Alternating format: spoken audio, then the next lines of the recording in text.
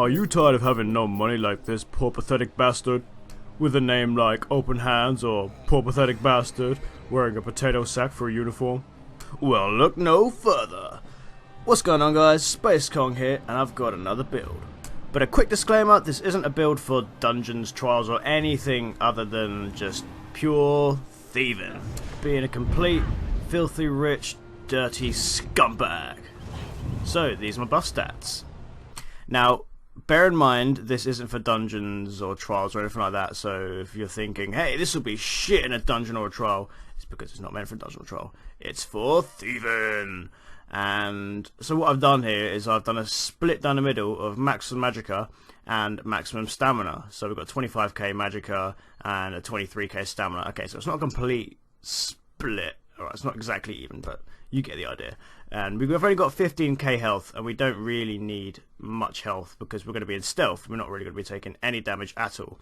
Magicka recovery is nearly 3k, which is pretty awesome, and we need that to sustain our invisibility. And that's going to be really good for doing that. The stamina recovery, yep, 1.3k, which is good because we will be doing some sneaking. As for the weapon damage being at 2k and the spell damage being at 1.7k, I mean, that's okay. We don't really need it, but it's there. So, I mean, do with that what you will. For the physical and spell resistance at 21k, that will come in handy in case we're attacked by any NPCs. It won't really matter if we're attacked by guards, because I think their damage is done based on a percent of your health. So it doesn't matter if you have 100k health or 5k health, hence why we only have 15k maximum health. So basically this build is all about sustaining your invisibility and keeping your buffs up, which is what it's very good at. And let me get into the build. So we have 64 points into maximum magicka, and we are a vampire for the extra sneak. The food I'm using is a all primary stats buff, but if you want even more sustain you can go with all recovery food. As for why we're a vampire, besides being able to sneak more, I will show you more about that in the passives. So let's get on down to the gear I'm wearing. We'll start from the bottom. Okay, so we're in 5-piece Jailbreaker with a magical recovery enchantment. The jewelry is robust for the maximum stamina. And as for the set itself, it gives us maximum stamina, 2 lots of stamina recovery, and minor expedition at all times, increasing my movement speed by 10%. Which is very good when you're running around stealing stuff, so you don't have to waste any time.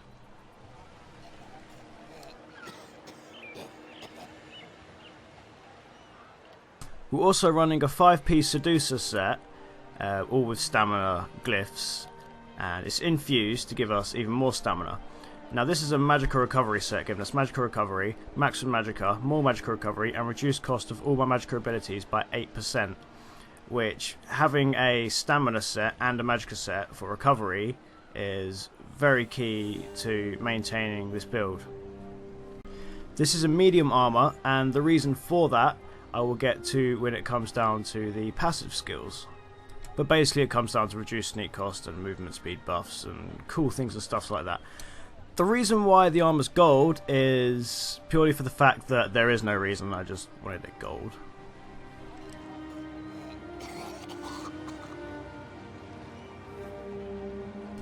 So I'm wearing an offset of monster helms, the first piece being Shadow Rends for the 1-piece magicka recovery.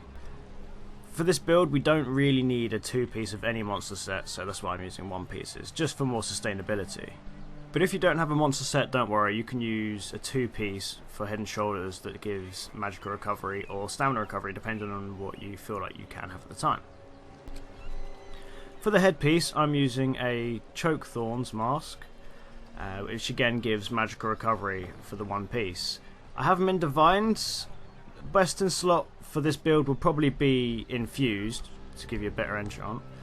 I'm using a Master's Restoration Staff. It doesn't really matter what staff you have, I'm just being flash. But I have it for the enchant, which gives you extra magicka. But this staff is for the back bar, which is why I have it defending, so when we're under attack and casting our buffs to get out of the situation, we have a little bit of physical and spell resistance just to help keep us alive. You don't need it to be defending, but for best in slot it'll probably be a best idea. Now for the weapons, we're rocking 2 jailbreaker weapons. So we've got an axe and a dagger. It doesn't really matter what weapon you have, we just need it to complete the 5 out of 5 slot for the jailbreaker set, giving us a minor expedition at all times. So what you would do is on your back bar with the maelstrom staff, you would get all your buffs, your major expedition and your shuffle, and then you would switch to your front bar to get the the minor expedition, and then you'll be pretty quick. But I'll get down to a tutorial of that later. I will put in the description what I'll be explaining at what time. So for the skills, this is our front bar. We're using propelling shield, stalwart guard, scorching flare,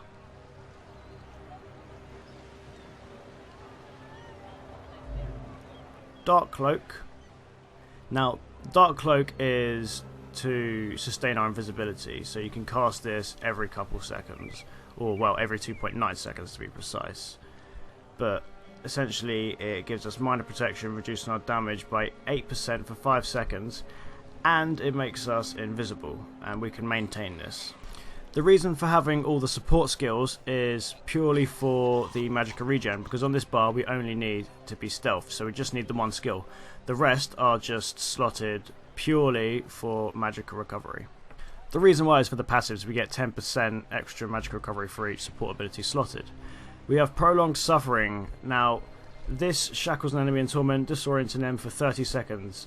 Don't worry about the magicka damage, this isn't what we want it for. We want it for just to keep them still. So say if there's an NPC attacking you, you can cast this, keep them still, and then you can run off. And also for having this, we have our maximum magicka increased by 8% just for having that skill slotted. It doesn't actually say it on the skill itself, but it's one of the Nightblade passives. As for the ultimate, we're using Reviving Barrier. The reason for this is because of the passives for the support skill line also. So you see the magicka aid, increase your magic recovery by 10% for each support ability slotted, so we're getting 40%. You could use the ultimate to give yourself a damage shield if you're in trouble, but I doubt you would need to go that far.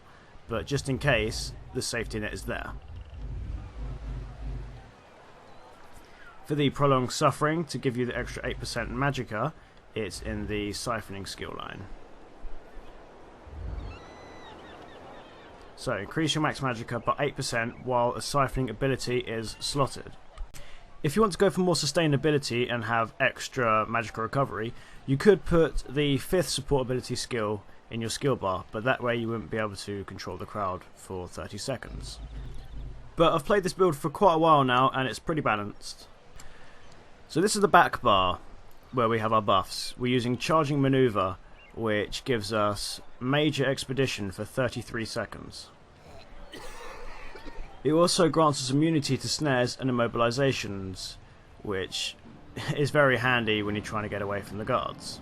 The reason why we don't have support skills on this line is because we don't need to be on this skill bar for very long. We're only going to be in this skill bar for about, say, 2 to 3 seconds while we get our casts, then we're going to switch to the front bar to get our magicka recovery back. So stacking a major and a minor expedition will make us very, very fast, which is what you need to be when you're thieving. So the next skill we use a Mirage, which will give us major evasion, minor resolve and minor ward, increasing our dodge chance by 15% and our physical and spell resistance by 1.3k for 26 seconds. Because although we're running away, we may be attacked by guards, we might be pulled in, we might be attacked by a sorcerer by some chance, and it's nice to have the extra physical and spell resistance and the dodge chance. It used to be that we got 20% dodge chance, but they changed it to 15 now. Dark Shades. Essentially you summon 2 versions of yourself to attack an enemy. We don't worry about the damage or anything, but what is nice is that they cause the enemy minor maim, which reduces their damage done by 15% for 4 seconds, and they're going to be attacking that enemy for quite a while. It's also a good tactic to run away, so you can distract them and they'll attack your shades whilst you're running away, which is also pretty decent. And you won't get a bounty if your shades kill them, because they count as a pet, so when pets kill NPCs or any target, you don't actually get the bounty because technically it wasn't you. Prolonged Suffering. Now we have this on the front and back bar for the extra 8% magicka. You can cast it on any bar that you want, it doesn't really matter, but the reason why we have it slotted is just for the maximum magicka. I mean, it's nice to be able to disorient the enemy for 30 seconds if you do want to get away, so if there's multiple enemies and your shade to take in one enemy, you can always use that to stop another one. Next up we have Mutagen. We use this as a heal, and it also removes any status effects on us, so say if we're slowed down or anything, immediately cast it and you'll be set free of any of those. But even though with the setup we won't be taking much damage, but it's always nice to have a heal anyway. It's not a burst heal, but it's a nice heal over time. If you wanted to have a burst heal, you could change the ultimate to Soul Tether, which is also another great stun, but at the same time you will be sacrificing magicka recovery. So it all comes down to how confident you are with this build. But here we go, for our ultimate we have a Reviving Barrier again. You could keep this instead of Soul Tether because it does give you a damage shield and heals you over time. But Soul Tether is a nice burst heal, so it all comes down to what you prefer. But I like the extra magicka recovery personally. Passive skills. Now, I would probably just get all of them from your class abilities.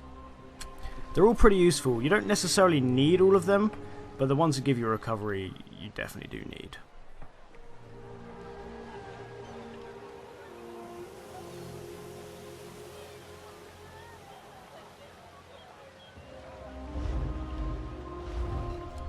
So Refreshing Shadows is a definite must-have. Increase your health, stamina and magicka recovery by 15%. Shadow Barrier is amazing. It gives you 5.2k physical and spell resistance for casting an ability, which you're going to be using all the time because you're going to be in your Dark Cloak like all the time, so you're going to be getting this like forever. Dark Vigor, increase your max health by 3% for each shadow ability slotted. It's only increased by 3%, but 3% is 3%, right? Increase the duration of your shadow abilities by 15% for Dark Veil, which is... I can't stress to you how valuable this is, because it's also going to help your sustain for your invisibility. Catalyst, drinking a potion, gains you 20 ultimate, which again is... you're going to need this. Magicka Flood, I explained this one earlier. Having a Siphoning skill slotted gives you 8% maximum magicka. Soul Siphon, increase your healing done by 3% for each siphoning ability slotted. We only have one, but that's fine. Casting a siphoning ability grants you 2 ultimate, which can happen every 4 seconds, which again is very sweet.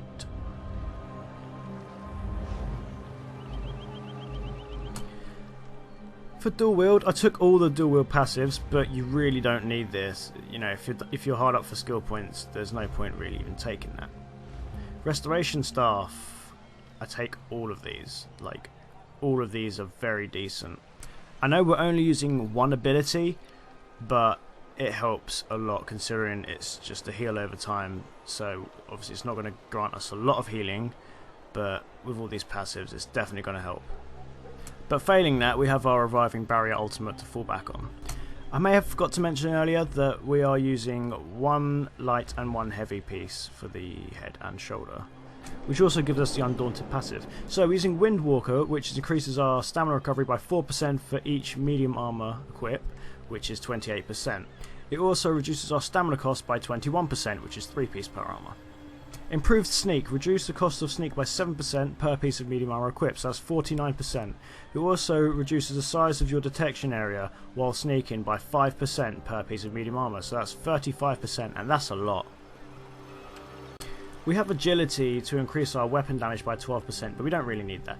Athletics, increase your movement speed bonus of Sprint by 3% for each medium piece of armor equipped, so that's 21%. We don't really need the reduce of roll dodge cost. But yeah, the extra sprint by 21% stacked with minor and major expedition is a lot of speed. So by now we'll be able to outrun a maxed out speed mount.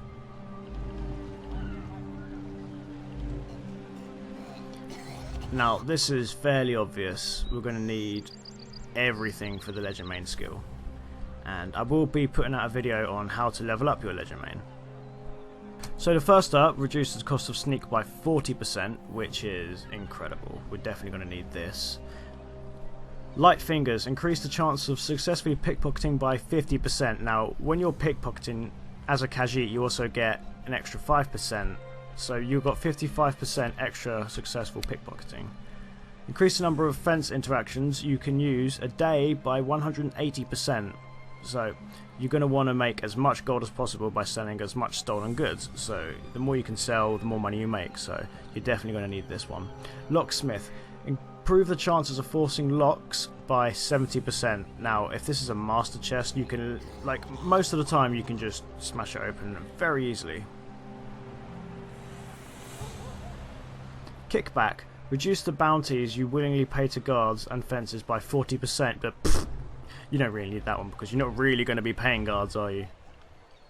Okay, so savage feeding, you don't need that. You don't need that. Well, hang on. Well, yeah, increase magic recovery and stamina recovery by 10%, so we're definitely going to need that. Undeath. So for this one, reduce the damage you take by 33% when you're below 50% health, which again is good when you're running away for staying alive. Dark Stalker. Ignore the movement speed penalty while crouching. Decrease the time it takes to crouch by 50% at night. Dark Brotherhood. This is also a good skill line to have. So Blade of Woe. I use this skill once I've pickpocketed twice from an NPC and then I finish him off with Blade of Woe. This reduces your bounty for murder or assault by 50%, so it's also a very nice one to have. Grants Major Expedition, increasing movement speed by 30% after killing a target for 12 seconds. So yeah, I mean, you're going to be having Major Expedition anyway, but just in case you get to cast, that's nice. Shadowy Supplier, you don't really need that. Shadow Rider, right. Aggression radius from hostile monsters is decreased, you don't need that either. Spectral Assassin. Basically, you have a 15% chance of not getting caught. So say if someone sees you, you'll be shrouded and invisible, so technically they won't see you kill someone, so you get away with it. Thieves Guild. Right, Finders Keepers, yep, that's a good one to have. Bounty is decreased by 115 after 3 minutes. Heat is decreased by 64 after 3 minutes. Haggling. Stolen items from fences are worth 10% more. You definitely have to have this one. It doesn't apply for laundering though, otherwise that would be a bit broken. Clemency. Right, now this is good for getting rid of bounty, but not necessarily getting rid of bounty, but telling the guard to look the other way without actually paying them, which gives you another chance to get to a zone where you don't actually have to pay bounty and you can just wait around and either pay your bounty, which no one does anyway, or just log out when you're done stealing and stuff, and hopefully it'll be gone by the morning. Timely Escape. Now this is good because it gives you a very, very low chance of getting out of the situation. Essentially you have someone waving a flag with a little footpad which you go on, which takes you straight to the Thieves Guild. Veil of Shadows. Witnesses and guards have a 10% reduced radius of actually catching you stealing stuff, which is pretty cool. Now you already know about the Magicka Aid from the support skill, which gives you increased Magicka for each of the support skills you have in your skill bar. Khajiit. No, wait.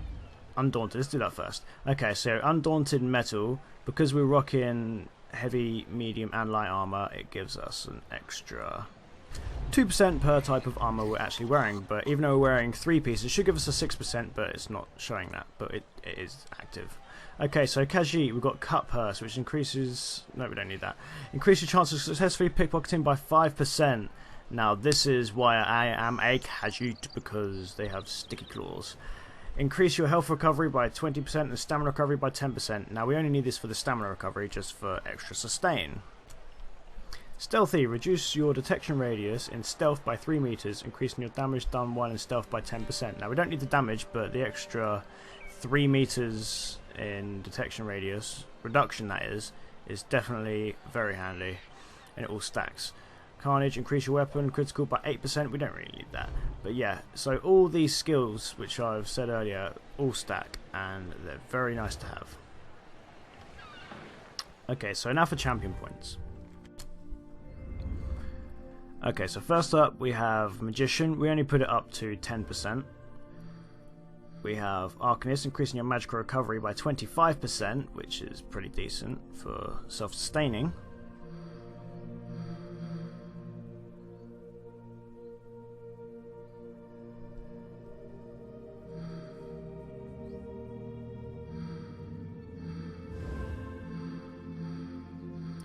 We're using Mooncalf, we only put that up to 8.1% for stamina recovery, as we need magical recovery more to sustain your invisibility.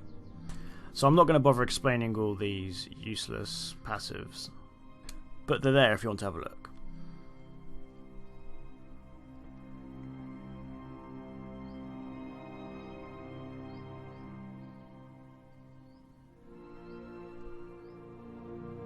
So one of the reasons why I put 120 points into this skill line is for the wind running passive. So it increases your movement speed by 2% and it applies to all types of movement. The other buff isn't so important, but the extra movement speed definitely is. Okay, so we've got Shade. We only have 8.4% in this, which reduces your stamina cost of moving while in stealth. But if we do ever get on stamina, we can always switch to a Magicka stealth as opposed to stamina stealth, you know, with the Dark Cloak.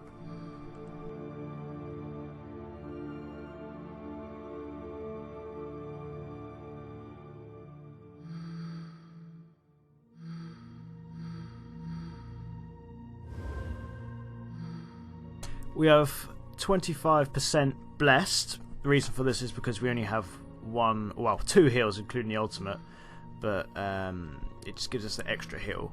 We have 100 points into Elfborn also, which increases spell damage and healing done by 25% also, so that's an extra 50% healing.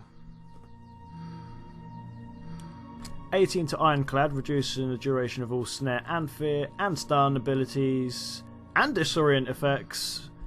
Yeah. We also have extra physical and spell resistance for the medium armor focused and spell shield. So as far as thieving goes, I'm sure you don't need me to teach you how to do that, but essentially go on your back bar, activate your major expedition, back to your front bar to get your minor, which stacks, and then go into your stealth using Shadow Cloak. And then do your thieving stuff, where you steal things and sell it. But make sure to maintain your buffs. And as you can see, you're very, very quick. You can even steal from guards.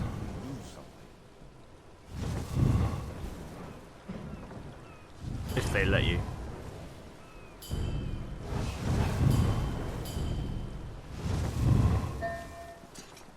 See? Easy, just like that. Although you can't actually assassinate guards, which kind of sucks. It would be cool if you could do that, but you can't. But like anything with a chance, there is also a chance to get caught. So, with that, what you do, Major Expedition, then you cast Mirage, summon your Shades. Now these will take aggro off you. And with that, you can run away to safety. Now if you're against an NPC, you can use your Prolonged Suffering to disorient them for 30 seconds. I don't think it works on guards. I've tried it, and then they just kick my ass. So yeah, that's for NPCs only. Or if you're attacked by a guard, summon the Shades to the guard, and then use the Prolonged Suffering for the NPC. But that time I didn't even need to use any heals like Mutagen or Reviving Barrier, but it's always there if you need it. And that's the build. It's incredibly simple, very easy to use, and extremely fun. I will also be putting up some more videos in the future to show you my thieving rotation, be it pickpocketing and stealing. So, I hope you guys have enjoyed this video and found it useful. Let me know your thoughts in the comment section below. If you'd like to see more videos like this in the future, please leave a like and subscribe. And as always guys, have yourselves a great day. Peace!